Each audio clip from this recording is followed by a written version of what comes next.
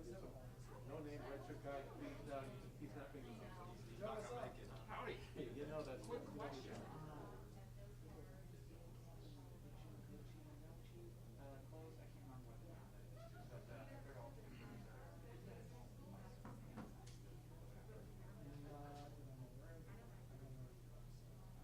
You don't? What are they doing for? All knowing entity over here. If you that's just what I heard. Is there anybody that's interested in this?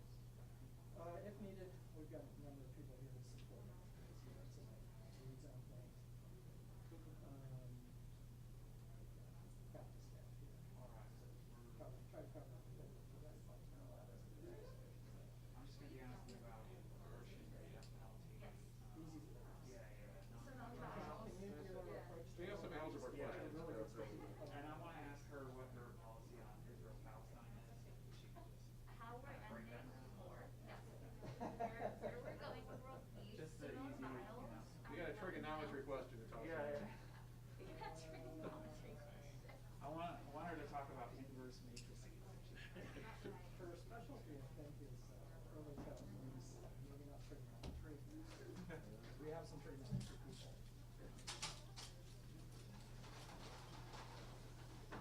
Oral trigonometry, that sounds like fun. What's that? An oral trigonometry question. Yeah.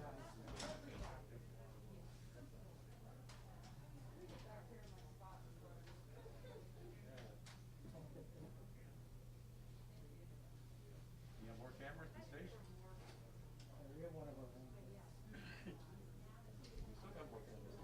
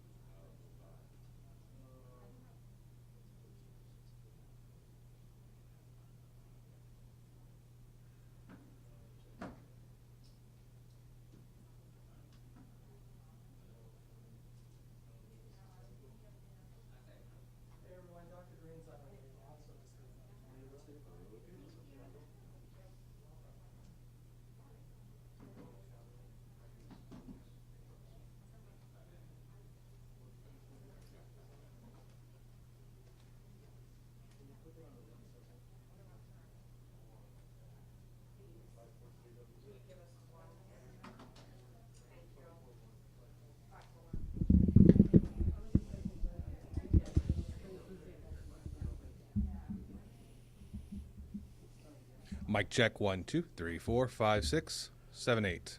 Dr. Greene 1, 2, 3, 4.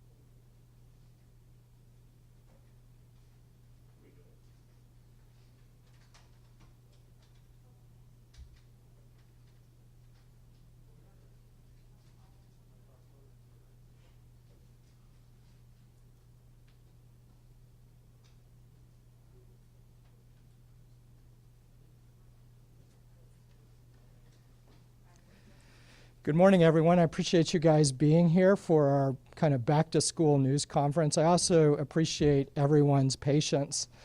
Once again, we find ourselves kind of in a summer of changes, of last-minute changes in our ecosystem and the world we live in that we're having to adapt to. Dr. Greene's going to speak to all of that with an opening statement, and we have several colleagues here from the district to be able to fill in with any questions you have. Our main goal here is to let you guys leave with all your questions answered for the beginning of the school year. So you have a list. In addition to Dr. Greene, we have Paul Soers, our Assistant Superintendent of Operations, available, Paula Renfro, our Chief Academic Officer, Victoria Schultz, Vicki Schultz, our Assistant Superintendent of Human Resources, Corey Wright, our Assistant Superintendent of Accountability and Assessment, Elizabeth Trizotto, our Director of Nursing Services. I'm here, and also joining us today is our Chief Technology Officer, Jim Culbert. He was not on your list. That's Jim, J-A-M, Culbert, C-U-L-B-E-R-T, Chief Technology Officer. So with that, it's my pleasure always to turn it over to our Superintendent, Dr. Greene.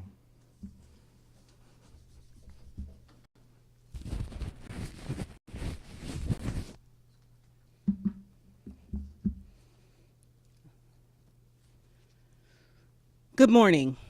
It was my sincere hope that this news conference would be more about getting back to normal, about recovering what was lost in the previous COVID-impacted school years. Instead, this news conference is more about the new normal than the old normal. The 21-22 school year begins with a season of changing and pivoting in response to a virus that has not released its grip on our academic mission. But something much closer to normal is well within our reach as a community. Our schools, our teachers, and our students need everyone eligible for vaccination against COVID-19 to be vaccinated. I implore everyone on behalf of the children of our community and the teachers and staff in our schools, please get the shots.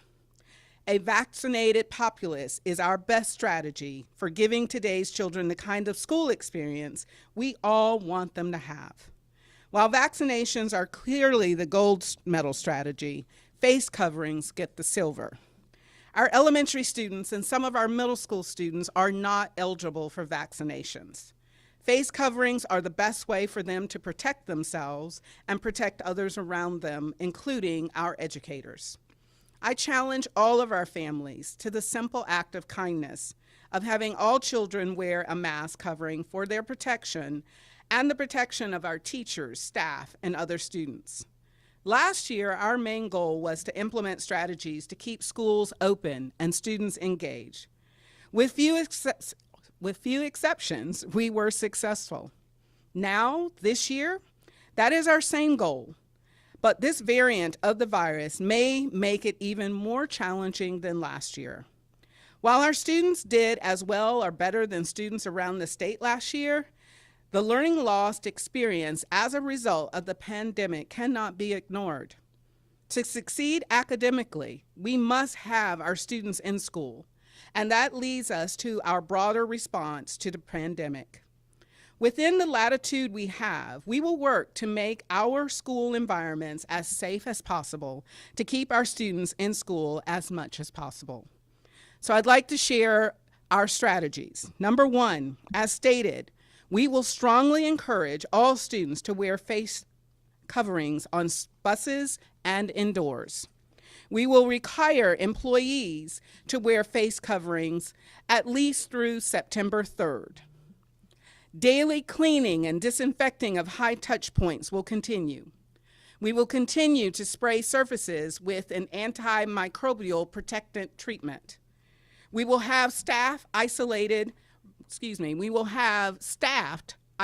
rooms for students exhibiting COVID-related symptoms.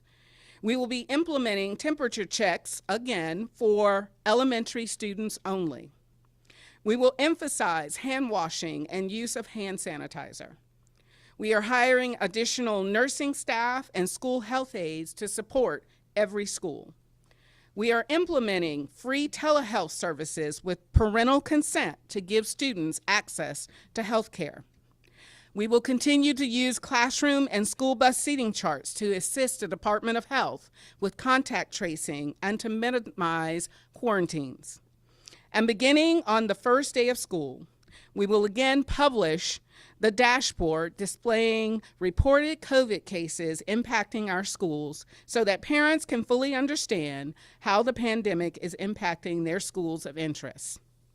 I want to reiterate that all of this is designed to accomplish what we would be accomplished if every eligible person were to be vaccinated. We want to spread the vaccination, not the virus. To accomplish that goal, we are working with the Department of Health to establish a vaccination clinic in every secondary school beginning August 18th for students and employees to be fully vaccinated in the first quarter of the school year. 2021-22 is starting off to be another extraordinary school year as we continue to adapt to the pandemic ecosystem. As we have demonstrated since March of 2020, Duval teachers, Duval school leaders, Duval staff are incredibly resourceful, adaptable, and committed to serving students. We are prepared, and beginning next Tuesday, Team Duval will do everything possible despite all the constraints and challenges we face to provide our students with an outstanding educational experience, even in the midst of a global pandemic. At this time, I'd be more than happy to take questions. Dr. Greene, in your opinion, do you think the governor should rescind his executive order which bans mask mandates? You had mentioned that that would have been your preference absent that. My concern and my battle is with this virus, and I need every resource to help mitigate that virus and spreading in our schools. My issue is not with the governor, it's with how can we keep our students safe. And if I can get our families to commit to wearing masks on buses and indoors, that is a strong strategy that we can use to support all of our students, especially at the elementary school level. Why are we doing temperatures at elementary but not middle and high? Again, the vaccinations are available for most of our students in secondary schools. The challenge of doing temperature checks for over 3,000 students is a difficult one. We did it last year. But again, elementary students are the one group of individuals who do not qualify for a vaccine. And Dr. Greene, are you planning to ask for vaccination proof from students or teachers, or is this going to be based on the honor system? This is still based on the honor system. We will be offering vaccinations for our employees actually starting tomorrow.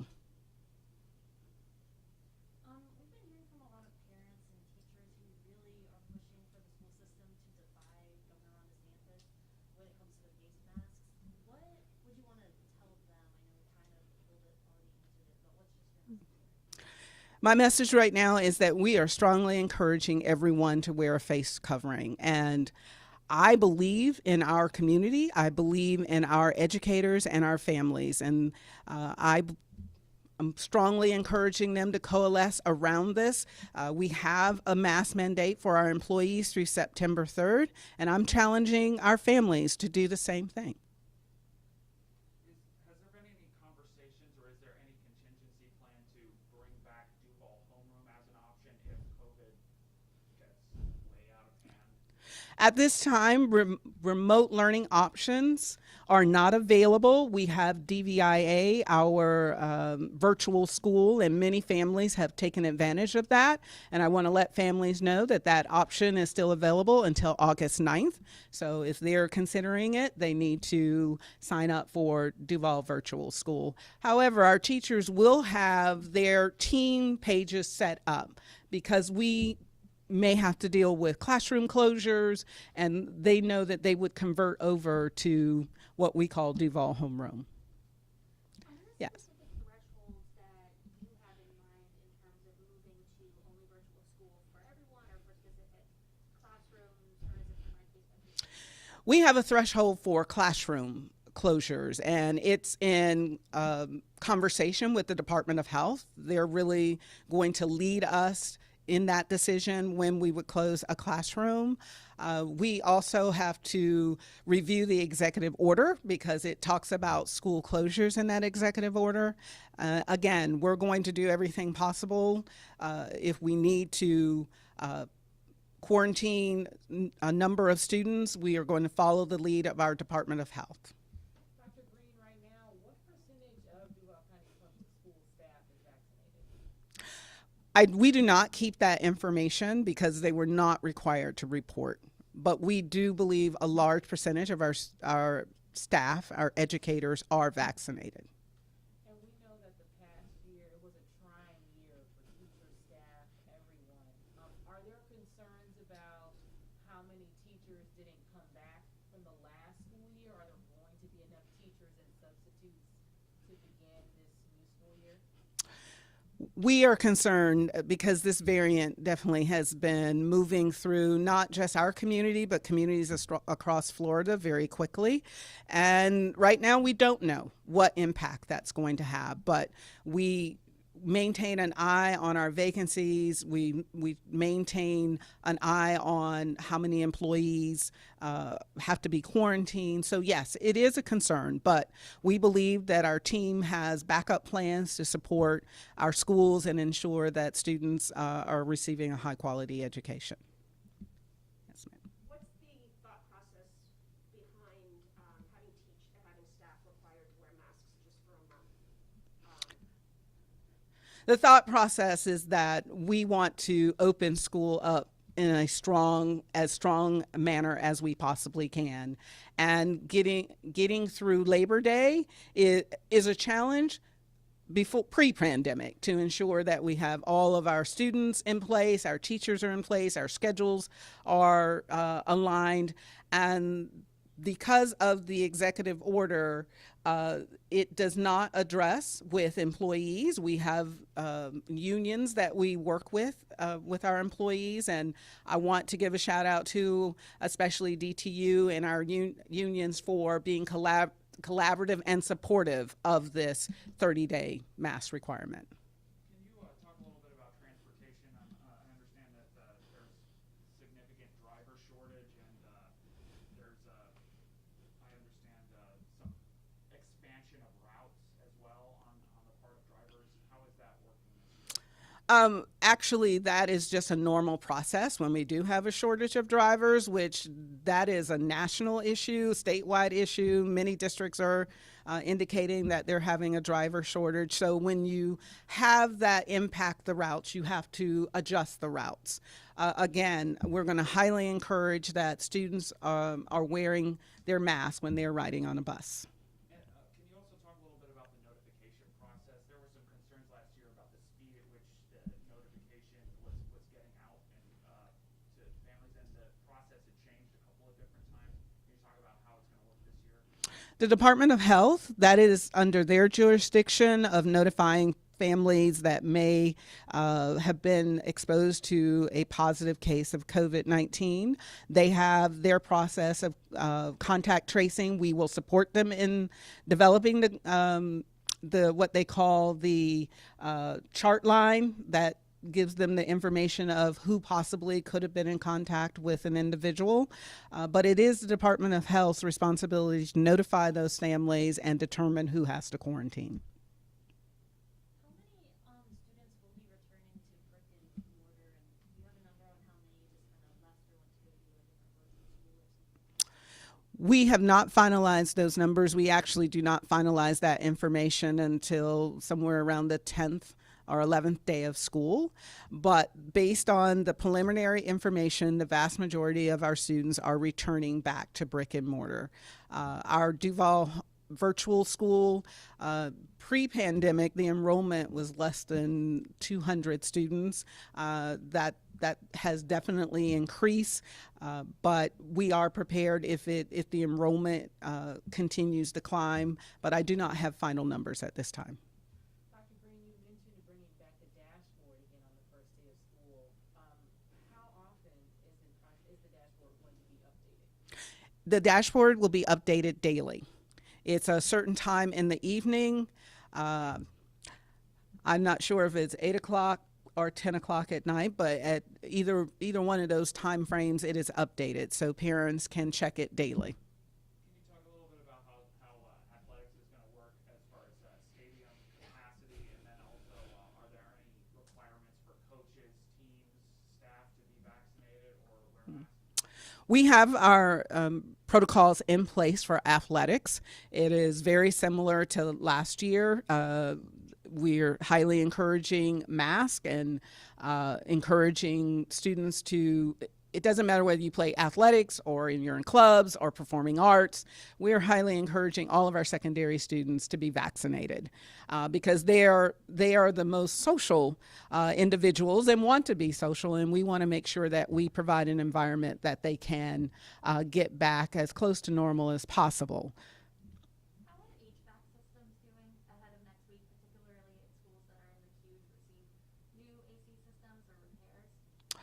I'm going to ask Mr. Paul Soros, our Assistant Superintendent of Facilities, to come and address that question specifically. Thank you.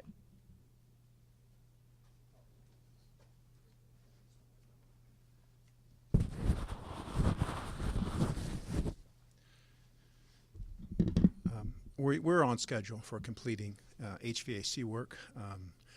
Most of the projects were finishing up last Friday. We'll have them done before the opening of the school year. We will set the AC systems to flush more outside air. We'll set them, we're going to change filters out prior to the start of the school year. These are recommendations that are consistent with ASHRAE, which is an agency that oversees air conditioning within all buildings, including schools. So we're taking those extra steps, and we don't anticipate the project's going to impact, HVAC projects are going to impact schools for the start of the school year. Hope that answers your question. Are there going to be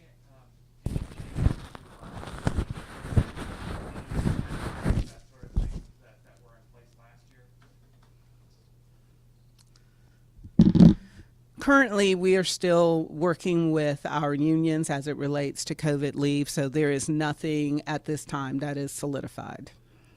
Dr. Greene, will vaccinated students, will they have to quarantine if they're exposed to COVID? Currently, the information we receive from the Department of Health is that if a student is vaccinated and they've been exposed to someone that has COVID-19, if they're not experiencing any symptoms, that they would allow them to return to school as long as they wear a mask for 10 days. That is the direction we've received at this time, and it's for student or employee. It's an individual. Dr. Greene, are school dances on the table this year? Do we know about them yet? Yeah. Probably a curveball. Yeah, it's a little early. We discussed those events at semester. So at semester, I'm hoping I'm not having a press conference, but if I am, I can give you that answer at that time. For the telehealth services you mentioned, that's brand new, and then can you explain a little bit about how it will work?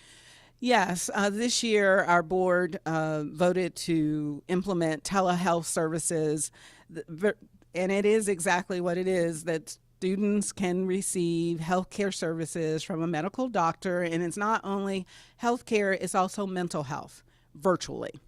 Part of the program has a requirement that we have to have a medical trained individual facilitate those visits, and it must be with parent consent.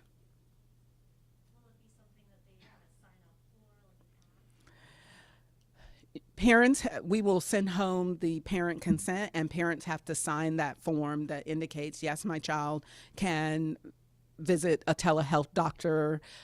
If it's for mental health, then that's a very specific form. And once that information is received, if a student comes in, it doesn't have to be anything related to COVID. They can come in and say, I have an earache and my ear is hurting. That professional who is running the clinic would look up, yes, that student's parent said that they can visit telehealth. So we would call the parent, say your child has an earache. We want to allow your child to visit the doctor. And it's an iPad that they turn, and then a doctor comes on and they will talk with the student about what are the issues, and they may end up needing to call the parent, or if the parent can be a part of the visit, then the parent can participate as well. What are your projections as far as truancy? I mean, last year we started out with like many students like not showing up. What are the projections, and what are you seeing as far as that? Well, actually, we have a team called the ART team that has worked all summer going out to locate students that were not in our schools last year. And I'm pleased to say that they've recovered almost 1,200 students re-enrolling back into our schools. It definitely will be one of our priorities and challenges we will face, that we are working with community partners to help us ensure that once enrollment is just the first step, keeping them enrolled will be the big challenge, because what we're finding is that the vast majority of these students are homeless by our definition of homelessness. Can I ask Mr. Colbert about Duval Flex and that program and process being started, or whoever? It would be Mr. Corey Wright, Assistant Superintendent of Research and Assessment, to answer the question about Duval Flex.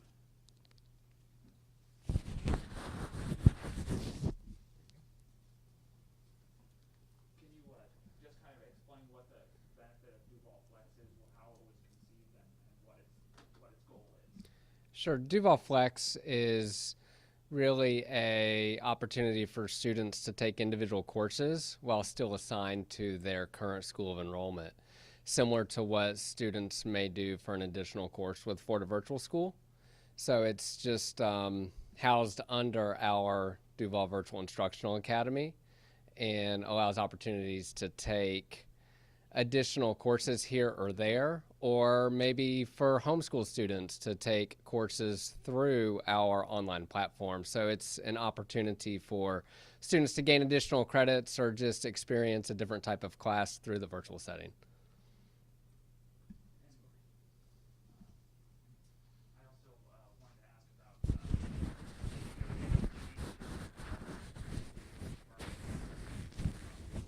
disciplinary incidents and reporting the incidents there. Is that related to Duval Flex? No. Oh, okay. I was like, I don't know. Okay. Our school police department is under new leadership. Chief Greg Burton is the new executive director of school police. We have had a workshop with the board. Our administrators have all been fully trained in SESR and SESR reporting, and those incidents that fall under that category that are required to be reported to law enforcement, that is what they will do. They will report it to law enforcement. Law enforcement will make the decision of whether that's a crime, not a crime, but they will provide a CCR number to ensure that we have the correct documentation that reports that we have reported the incident to law enforcement, and law enforcement has responded. Dr. Greene, based on the number of students you're expecting to come back now and the amount of staff you're expecting to come back now, what would be the ratio of students to teachers for this school? We do our very best to follow the state guidelines on class size, the class size amendment.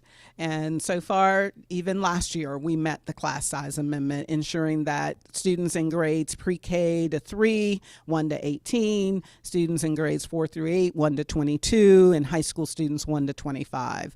And the goal is to average those numbers. And right now, we're probably a little bit above that average, but again, we need 10 days of school to occur, because students may be registered, they may have moved over the summer and they've not withdrawn from their school. And so the first 10 days of school are very important. It gauges which students are in our schools and which students do we need to figure out, well, why they say they're enrolled, but yet they've not attended the first 10 days.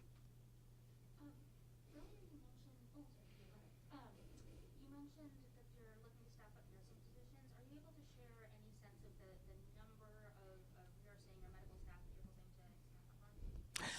Our goal is to have either an RN, LPN, or a medical aide in every single school, and we have 157 schools.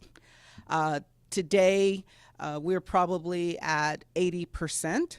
The medical aid was it's not a new position in our district, but we had not had one in every single school. And as we move forward, the goal is by the end of the first month of school that we have all of our clinics staffed. Forgive me, is that a medical aid on top of a nurse? No, it's one. It's either a nurse, an LPN, or a medical aid. The medical aides are more at the elementary school. Some parents that we've talked to see vaccination and wearing masks as they shouldn't be required, it threatens their freedom. What would you say to those parents? We are strongly recommending that students, if they're eligible, be vaccinated. If they're not eligible, they should wear a facial covering. Our goal is to ensure that every student has an opportunity for a high quality education, and that they can do it in an environment that they feel safe, and that we've done everything as an organization to ensure their health and safety. Dr. Greene, on the flip side of that, what's your message to families who are concerned about the lack of mask mandate? I think I would say the exact same statement, that we are highly encouraging everyone to wear a facial covering. Our goal, again, is to ensure that they can receive a high quality education, and that as a school district, we've done everything to mitigate the spread of the virus, that we've put everything in place that we are by law legally allowed to put in place, and that we are committed to finding any strategy that would mitigate the virus spreading in our schools. Last year, we did a tremendous job of not having school spread, and worked really hard to ensure that didn't occur in any of our schools. And we may have had 1 or 2 schools where it occurred. We dealt with it, and those schools were able to move forward. In that same vein, I mean, we were all here months ago when you had said that off-campus activity was the very likely cause of a lot of the school-based outbreaks that we were seeing. In example, Sandalwood. What's your message heading into this year about that? My message is still the same. You need to be safe whatever activities you're engaging in. If you're indoors, we highly encourage you to wear a mask. Implement social distancing. We've kind of stopped talking about social distancing. In our schools, our desks will be 3 feet apart as it is recommended by the CDC, but we're also saying when you're not in your classroom. You need to work to be 6 feet apart, and wear your face mask when you're indoors. Do all the things that I listed in my statement at the beginning. Keep, hand washing, sneeze into your sleeve, not out where other individuals can be exposed. So it really is about everyone taking responsibility to not only keep themselves safe and healthy, but to be cognizant of the people you are surrounded by. And last year there was an operational matrix, which was the quantity of students who would test positive or quarantine at a classroom level and a school level and a district level. Is that same like game plan that's going to be in place? That matrix will still be on the website. It may have some adjustments we've made since meeting with the Department of Health, but yes, we will still have a matrix. Can you explain those adjustments? It's a simple statement that the Department of Health will be able to, if I'm not sure the exact verbiage, but override any of the matrix if they feel, if the matrix said it took 2 cases and they feel like this one has spread enough, they have the, we're going to listen to what they're telling us and move forward. Dr. Greene, last night medical professionals hosted a webinar for parents answering questions about mask wearing. Some of them went as far as to say that a recommendation wasn't strong enough, that there needed to be a mandate to keep kids safe. Do you have a response to that?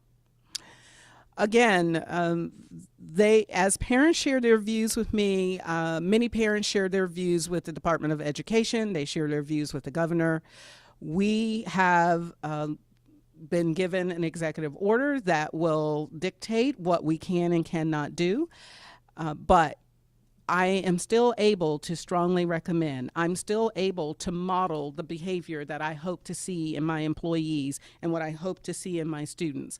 And so when I'm indoors and I'm not able to social distance, I put this on, and I'm fully vaccinated. So I'm going to speak directly to my families that we serve in Duval County and ask them to do the very same thing. We're gonna have people separated at like lunch still, right? Like I know, for instance, an example, in like La Villa, we had a lot of kids who were like even in hallways and such because they had to separate because of the lunchroom. We're still gonna do that, right? Yes, they still have to have a plan for social distancing during lunch. Last school year, we saw students at 6 different high schools stage these walkout demonstrations, and they had there was talk that they were having some sort of dialogue about Black history in the curriculum. Were there any changes that came out of that, or any differences in the curriculum this year? The only difference is our African American studies. We were able to find resources to support our African American studies course. There's not been any change in anything outside of that.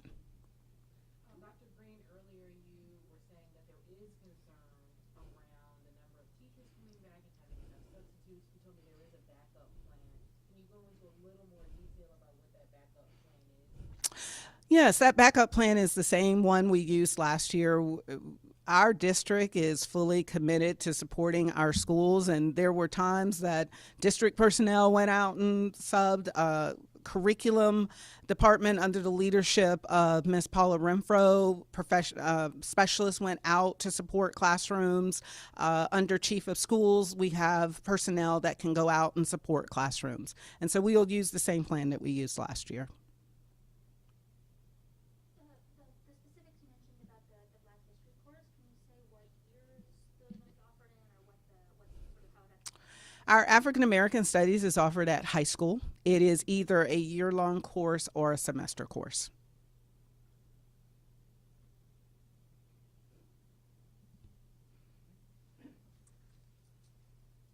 Sounds like we've hit all the questions.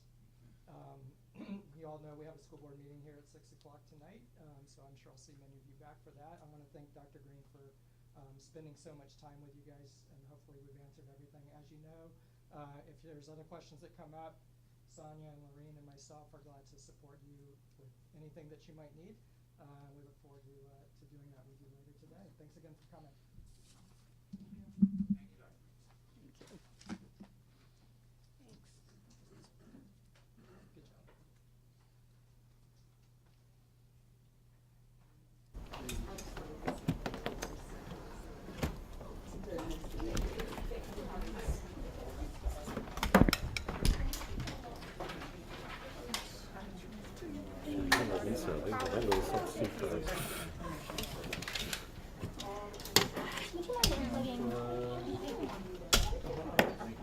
Thank you so much. You're the king of unplugging. There you go. Thank you.